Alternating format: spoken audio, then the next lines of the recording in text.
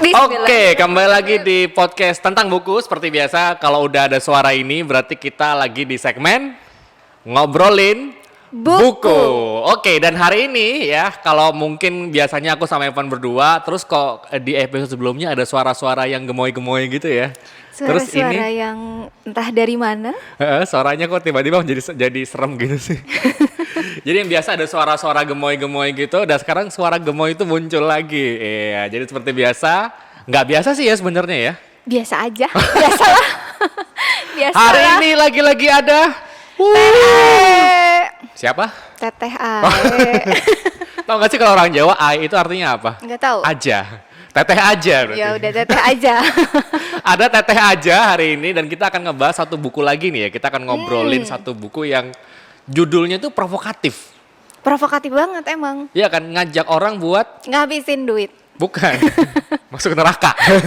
Kenapa masuk Ngabisin neraka? duit kan boros kan masuk neraka.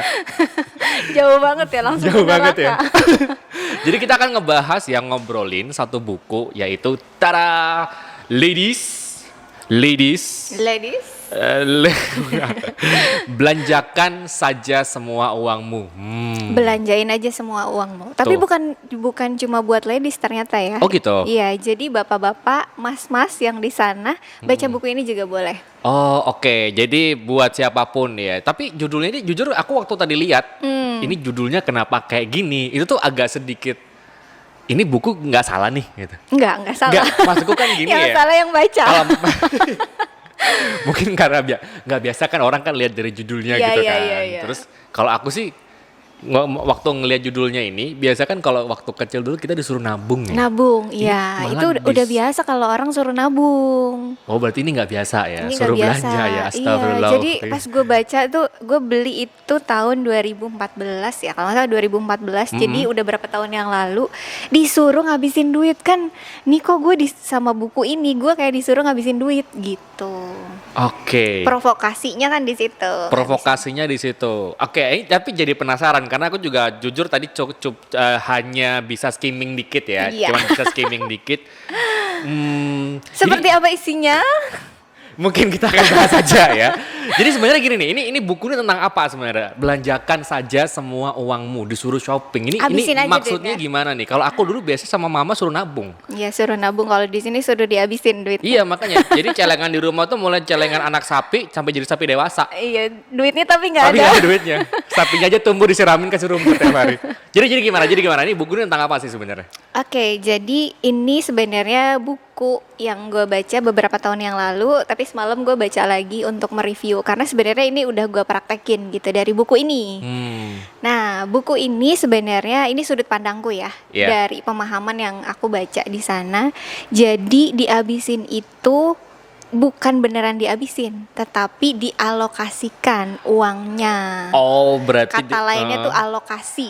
definisinya habiskan di sini itu sebenarnya alokasi. Alokasi. Berarti bukan disuruh kita shopping ya. Karena kalau dari gambarnya aja udah bawa shopping bag ini. Iya, sebenarnya ada dana buat shopping, jadi alokasi buat shopping gitu.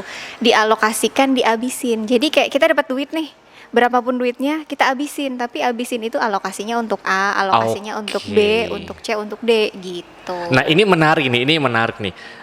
Tapi aku sebelum kita bahas lebih jauh tentang buku ini, aku justru penasaran satu hal. Kenapa Anda membeli buku ini? Kenapa beli buku ini? Kenapa Anda memutuskan untuk membaca buku tentang alokasi keuangan Alokasi tadi? Atau keuangan. mungkin kita bisa bahasain dengan apa ya? Mengatur keuangan ya? Atau Ya, apa mengatur mengatur keuangan. keuangan ya. Oke, kenapa kau baca buku ini? Tahun 2014 kita coba refleksikan dulu. 2014 tuh gue masih unyu-unyu banget kayaknya ya. 2014 saat itu gue mencoba untuk menabung. Kalimatnya akhirnya menabung gitu kan. Oke. Pas gue Dan itu masih mencoba. mencoba. Berarti sebelumnya nggak pernah nabung. Sebelumnya nggak pernah nabung. Astagfirullah. Beneran dihabisin. Beneran dihabisin. Oke. Jadi 2014 itu awal gua akhirnya memutuskan untuk menghabiskan uang. Jadi ketika penghasilan gua nih setiap bulan gua dapetin, gua habisin. Sebelumnya tuh dihabisin gitu. Literally dihabiskan. Dihabiskan. Oke. Kalau setelah baca buku ini, akhirnya gua memfokuskan untuk mengalokasikan. Jadi uangnya habis, tapi habisnya itu untuk sesuatu yang bermanfaat. Oke. Jadi- Itu kayaknya case-case yang ini ya, sorry. Itu kayaknya case-case yang anak zaman sekarang Kayaknya ya. gitu nggak sih? Kalau Dari zaman dulu itu dari bukan zaman dulu sekarang bener aja. kayak merefleksikan diriku beberapa tahun yang lalu pun Termasuk aku. kayaknya sama gitu ya, gaji itu tanggal 15 udah ngep-ngepan biasanya. Iya, jadi Dia buat dibelanjain semua. Oke. Jadi gimana? gajinya 10 koma, tanggal 10 udah koma. Oh enggak lah, kalau saya mah 15 koma. Ada 5 hari 5 dikit. hari lebihnya ya. Iya, Kalau habis itu gua makan tanggal Indomie. 10. Tapi pas baca buku ini, gue hari gajian, hari itu juga gue habis duitnya. Oh gitu, berarti langsung nggak makan habis itu? Nggak Indomie makan. full sebulan. Berbagai rasa.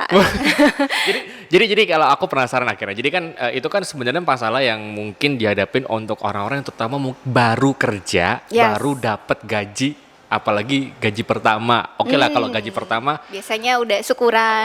Kalau buat aku oke lah ya, kan kita perlu mengapresiasi diri kan Yes. setelah proses mencari kerja dan lain sebagainya. Tapi setelah itu somehow beberapa kali aku perhatikan dan aku juga mungkin merefleksikan di diri sendiri pun juga akhirnya kebablasan gitu kan. Nah, untuk menghindari itu, akhirnya kalau tadi ditanya, kenapa akhirnya beli buku itu? Jadi beberapa tahun gua kerja, ya tadi uangnya dihabiskan dan habisnya tuh beneran habis. Pas ditanya, lu udah kerja di situ berapa tahun? Lu udah punya apa? Lu udah dapat apa? Terus gua mikir, oh iya ya, gua nggak punya apa-apa. Sedih. Jadi Sama. beneran tinggal lewat doang gitu. Akhirnya di tahun 2013 akhir menuju 2014, gue baca buku ini. Dan akhirnya di situ gue memposisikan diri untuk oh iya sekarang gue punya penghasilan inget hidup tuh nggak cuma sekarang tapi investasi untuk masa depan. Nah disitulah gue memulai menghabiskan semua uangku di tanggal gajian.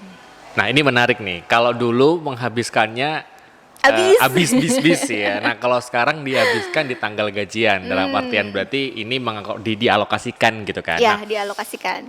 ini yang menarik adalah ada yang beda nggak habis baca buku ini? Jadi setelah baca buku ini, yang kamu lakuin tuh apa gitu? Oke. Penasaran nih jadinya nih. Yang aku lakukan adalah ternyata di buku ini awalnya sebenarnya setiap penghasilan yang kita dapatkan itu dicatat apa aja sih yang kita keluarkan. Dan menariknya tuh kata di sini masukkan cinta di setiap alokasi dana Anda. Maksudnya gimana ya?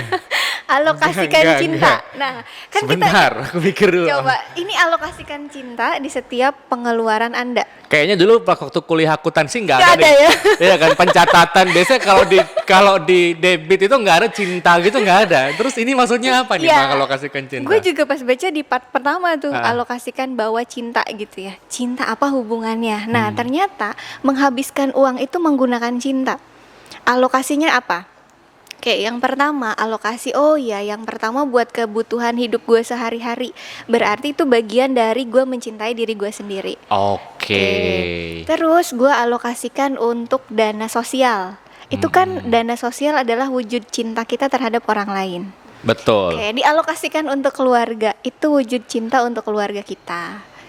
Untuk masa depan, oh itu cinta kita terhadap masa depan kita. Jadi bawalah cinta di setiap alokasi pengeluaran Anda. Berarti ini Gitu. kita kayak semacam ini kali ya, menciptakan sebuah arti. Iya. Iya nggak sih? Arti positif arti ya. positif. Kadang kalau misalkan ya ini kayak aku pribadi gitu ya. Misalkan kalau misalkan alokasi ya udah alokasi aja Iya. gitu. Maksudnya nggak ada sebuah value apapun ya mungkin ya karena emang ini kayak apa ya kalau aku kan tipikalnya cukup rigid ya. Maksudnya kayak ya ini alokasi tak udah selesai. Iya. Nggak ada cinta. Tapi beda kalau buat dirimu sendiri dengan mengalokasikan cinta itu apa yang kamu rasain? Jadi value-nya tuh akan beda. Value-nya lebih strong gitu ya?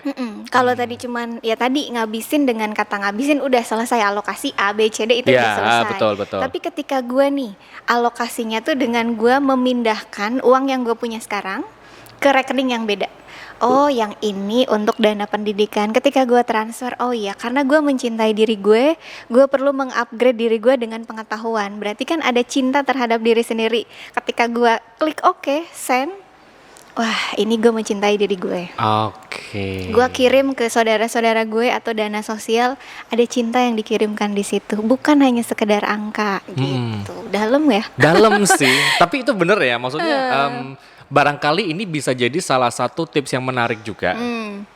Karena ya somehow kadang kita perlu sebuah meaning untuk doing something gitu kan. Yes. Ya nggak sih? Dan apa sih meaning yang lebih kuat daripada cinta? Semua orang pasti merasakan cinta. Dan semua orang juga membutuhkan cinta ya. Iya. Dan mungkin di sini juga orang akan lebih termotivasi barangkali ya. Ya, sangat termotivasi. Ya nggak sih? Tapi kalau dirimu merasa lebih termotivasi nggak dengan setelah tahu dengan love cinta-cinta ini? Sangat sangat termotivasi banget. Justru karena tadi di awal di bagian pertama ini bahasnya hadirkan cinta di setiap alokasi keuangan, kan gue jadi termotivasi. Abis baca buku ini gue semakin dari situ gue semakin melek keuangan gitu. Jadi yang gue kirimkan, yang gue abisin uangnya itu ada makna cinta yang dalam gitu. Oke, ini menarik nih. Kalau ngomongin cinta pasti akan panjang banget ya. Tapi intinya Ada adalah apa dengan cinta?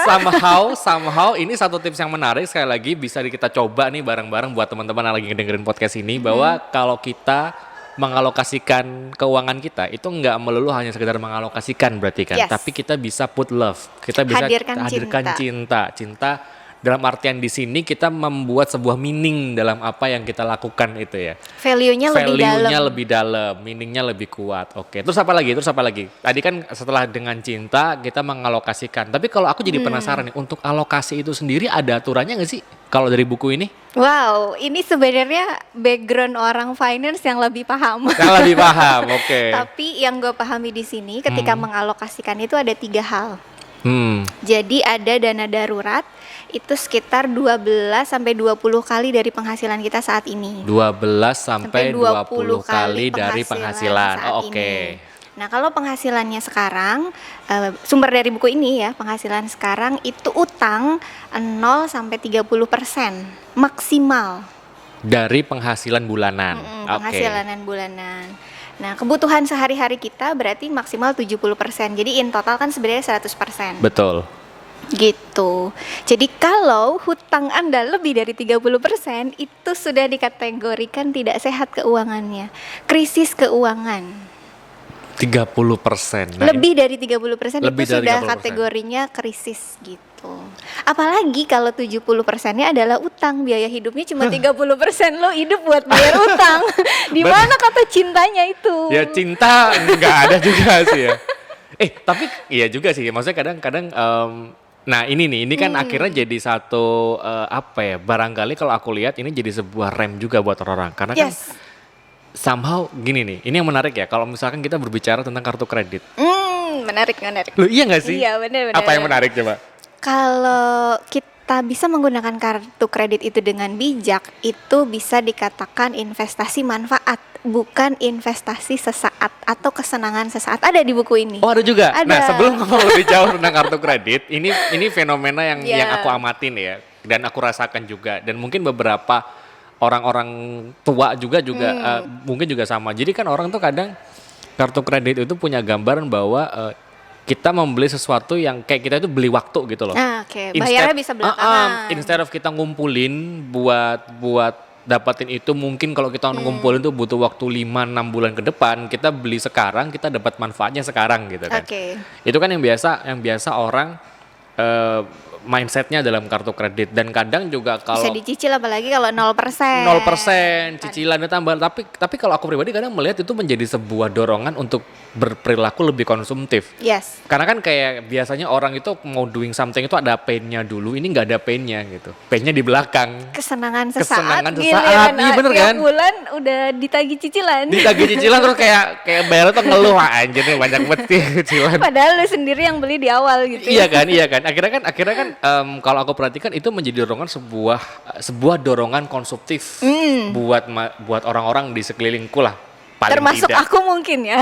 Mungkin ya, aku nggak tahu kan. Anda mungkin mengakui. Tapi barangkali kalau di buku ini ada tips apa nih? Tadi kayaknya menarik deh kalau kamu bilang tadi kartu kredit itu adalah investasi sesaat atau investasi yang bermanfaat. Nah, itu juga tuh. Itu menarik tuh. Jadi gimana nih? Mungkin barangkali buat teman-teman lagi ngedengerin podcast ini bisa punya satu gambaran switching mindset gitu ya tentang kartu kredit. Boleh. Aku penasaran jadinya. Bisa kalimatnya tuh sesaat dan manfaat, gitu ya, perbandingannya sesaat dan manfaat. Ini kayak Mbak Ai banget ya kalau bikin caption tuh Akhirannya selalu sama. akhirnya sama gitu. Harmonisasi. Harmoni busway bukan? Iya, itu kan jantungnya Jakarta. Oh, iya. Nah, kalau hidup aku tuh penuh harmoni. Oh. Nah, biar kehidupan kita harmoni, kaitannya dengan pengelolaan keuangan gitu. Kalau yang gue baca dari sini, sebenarnya manfaat sesaat atau tadi investasi sesaat, kesenangan sesaat atau justru yang bermanfaat. Oke, kita ngomongin kartu kredit tadi ya. Kartu kredit itu sebenarnya kita sebut mungkin dana talangan.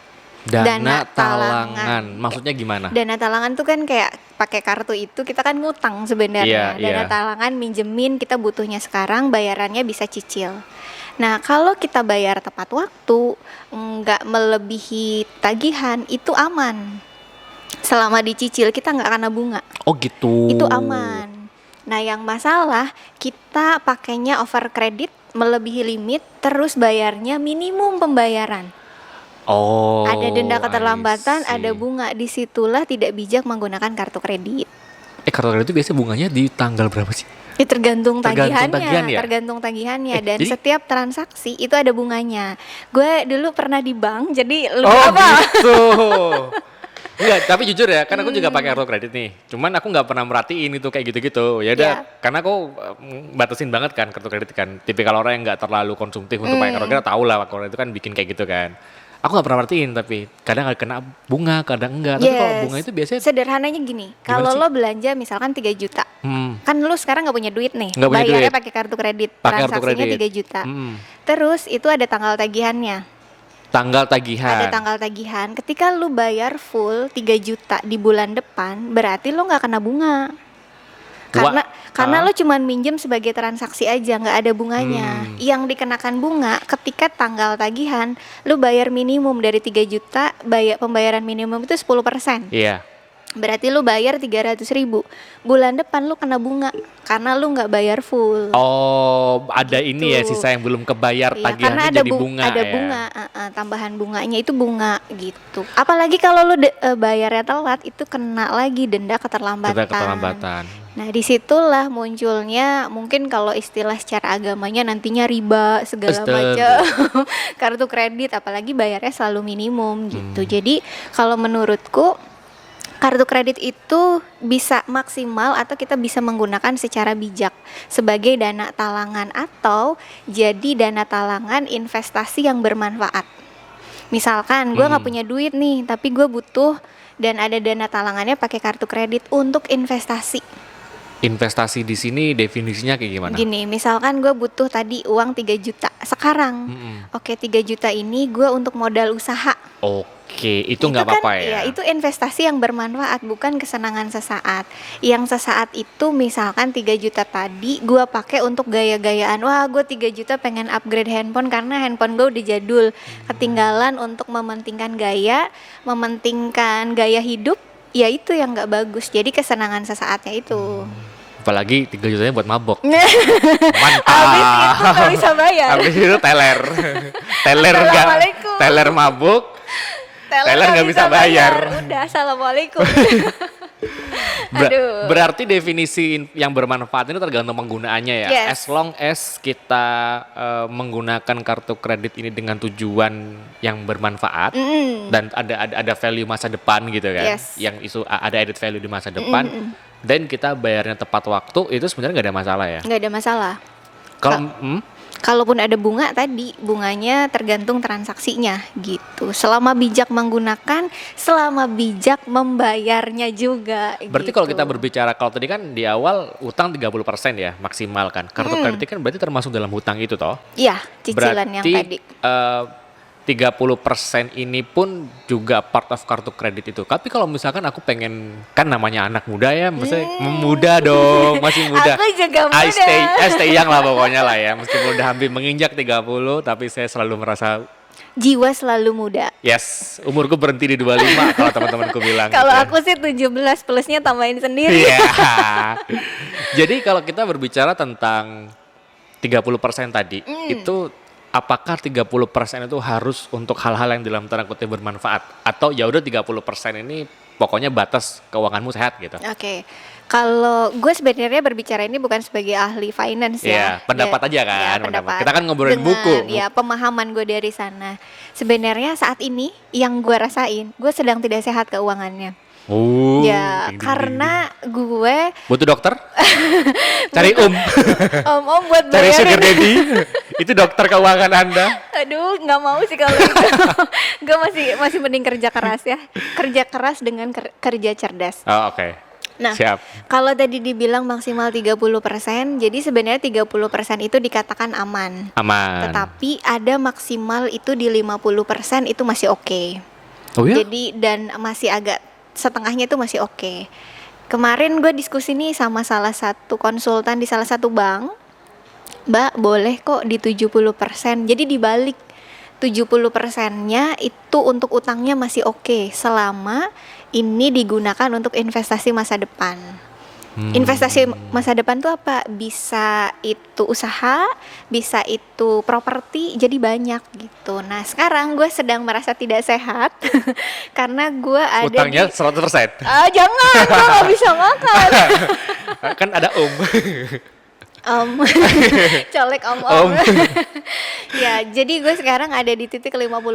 Oh, Nah, 60% di ya. buku ini sebenarnya ada Excelnya juga untuk Oke. mengecek kesehatan keuangan kita. Oh, gitu, ada Excelnya Iya, juga? ada Excelnya juga. Wow. Kebetulan gue beli Oh, ada buku ini ada CD-nya ya? dan kakak gue juga beli. Nah karena kita satu rumah, yang barunya masih ada, belum dibuka. Jadi yang mau baca buku ini atau giveaway dari Aku, jadi Oke. Excelnya masih ada dari situ. Iya, aku baru nyadar loh ternyata ada Excelnya juga ya. Nah, which is itu kayaknya penting deh karena setauku perhitungan financial check up itu kan something yang lumayan complicated ya.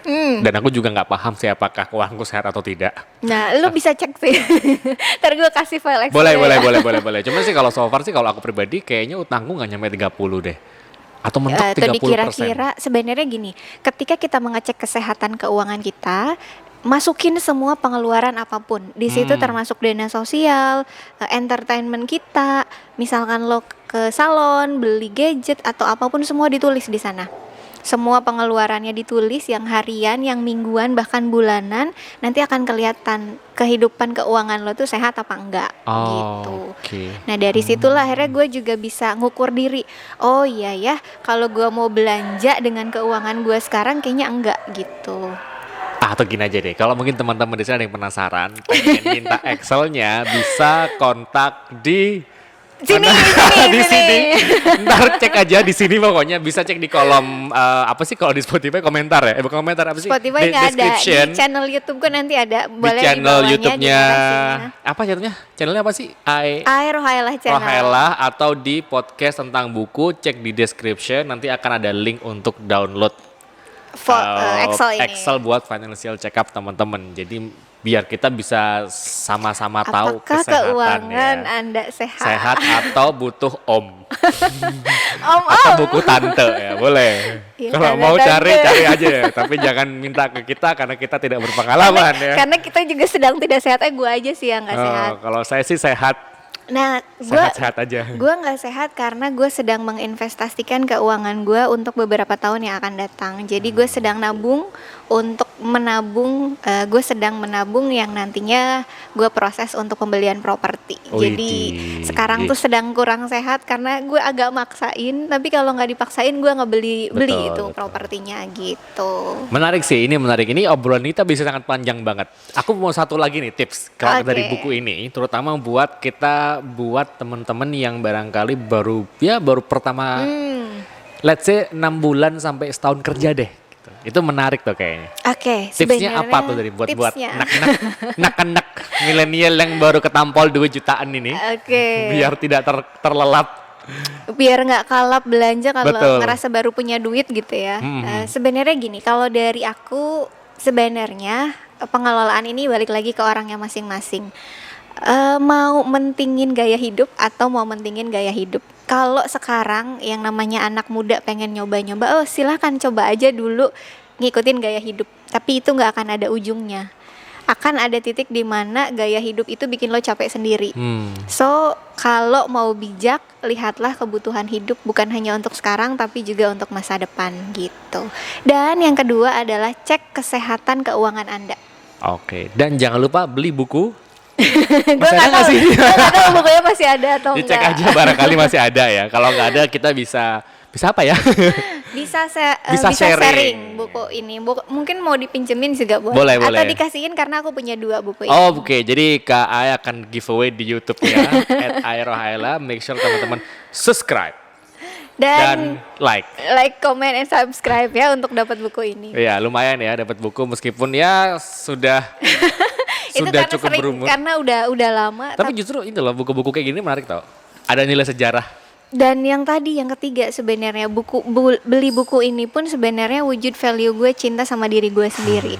Nah, buat teman-teman juga yang cinta sama hidupnya, cinta sama keluarganya sekarang dan keluarganya untuk masa depan, pengelolaan keuangan ini sangat penting gitu. Hadirkan cinta dalam mengelola keuangan Anda, pastikan keuangan Anda sehat hari ini dan sehat untuk jangka panjang. Gitu, Bro.